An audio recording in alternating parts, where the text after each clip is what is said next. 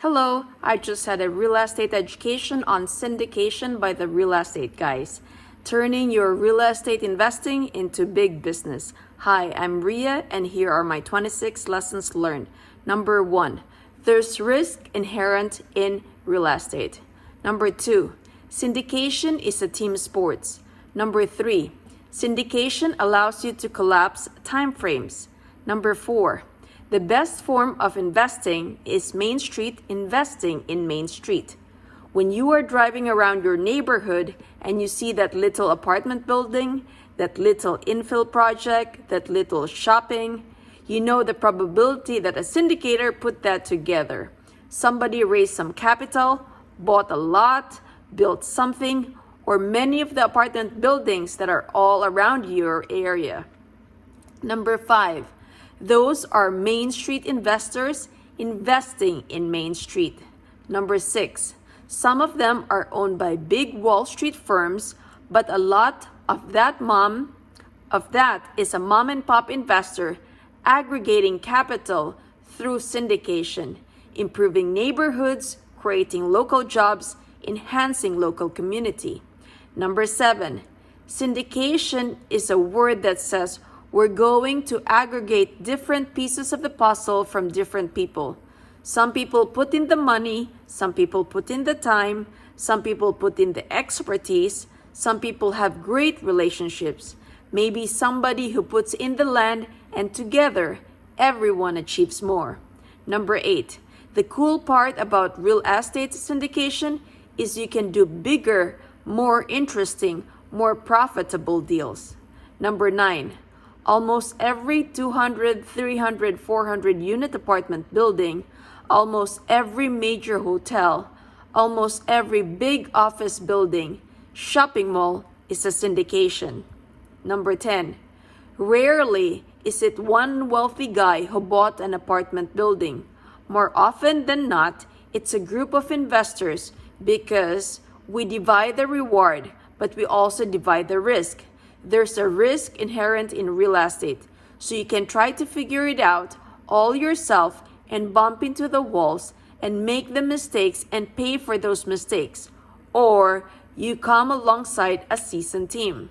Number 11, understand financial leverage because this is the secret sauce in real estate. Number 12, syndication is a different form of leverage, and it's a really important form of leverage. Number 13, most people do not have enough money in their own account to be able to diversify, to be able to hire help, to be able to achieve any economies of scales, even the due diligence, the trip to travel across the country, to find a good property and a nice market, if it's a 200,000 or a 300,000 property. All of those expenses, they really add up when you syndicate and play at a bigger level. Number 14, you solve tons of problems. Number 1, your day job is raising money to do the deal. So instead of working a day job to earn money, pay your taxes, live below your means, save money, save up a modest down payment, and then do a small deal in your spare time, which is like working 2 jobs, which is where most real estate investors operate.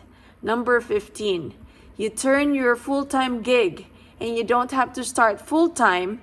You're gonna meet people that started in syndication part-time and then eventually went full-time.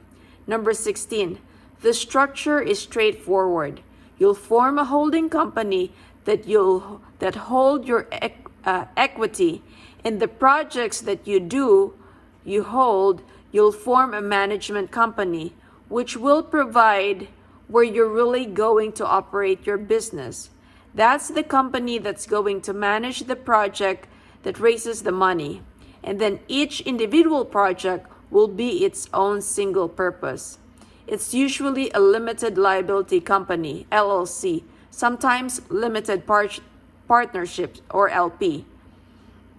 And your attorney can help you work that out, and each one of those is its own individual business. Then your management company manages and oversees all of those different project entities, so the structure is not super complicated. 17. One thing you do have to be careful about is how you go about the business of raising money. Number 18. When you are going to sell investment in a company, that's a security. And when you sell the security, there are security laws. If you're not publicly registered, then you have to have an exemption from that public registration. And there's different types of exemption. And depending on the type of exemption you use, it dictates who you can put in your deal and how you can outreach to new investors. Number 19. One thing that has happened in the last several years is out of the Jobs Act from 2012. They set it up so that it's possible now for people to advertise sponsors, to advertise to accredited investors, so you don't have to have a pre-existing relationship. 20. Sophisticated investor versus accredited investor. 21. Accredited investor is an actual definition depending on where you live. Almost every one of the countries has security laws, so you need to understand who you can raise money from. 22. You can't just go knocking on your neighbor's door or calling your uncle, your mom and dad, "Hey, send me a check." No, there's a legal structure to it. 23rd. Accredited investors is an investor that makes $200,000 a year and a half for the last 2 years, or $300,000 as a married couple, or they have $1 million in net worth, not counting their residence, their home. Number 24, many syndicators choose only to deal with accredited investors because they have the financial wherewithal and they also have the sophistication. 25. Some people may have a net worth of $800,000 and they make $175,000 a year, and they've been able to put money away that they could invest with. These are called sophisticated investors. Sophisticated investors means they have enough knowledge to make a decision. I hope you learned something. These are my 26 lessons learned on tonight's webinar, Syndication, Introduction to Syndication. Take care and God bless.